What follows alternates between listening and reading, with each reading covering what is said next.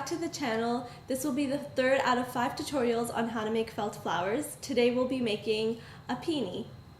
You will need the following materials: a glue gun and glue stick, 9 by 12 inch acrylic felt sheets, cardboard template, a pencil, and scissors.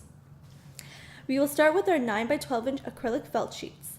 Mark off an 11 by 11.5 inch strip to create the center of our flower. Grab your scissors and cut out the strip. You should end up with something that looks like this. You'll now take your felt strip, fold it in half, and glue the top edges together. Next, take your scissors and cut diagonal slits halfway into your strip. Repeat this process along the edge of the entire felt. You should end up with something that looks like this. You will now start rolling the strip up.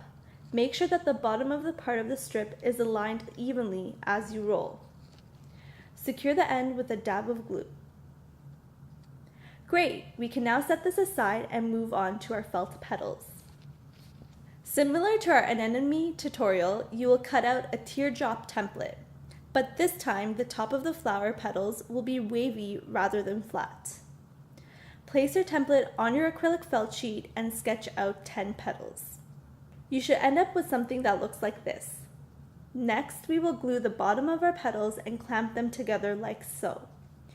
You should end up with a crease that looks similar to this. Repeat the process for all 10 petals. Start by taking 5 petals and evenly attaching them around the center of the flower. Use your glue gun to do this. Attach the last 5 petals between the spaces of the previous petals. Once complete, you should be left with something similar to this. This felt flower makes a great addition to your felt flower collection. Thanks for watching, guys. As always, the links will be provided in the product description below. Stay tuned for our next tutorial.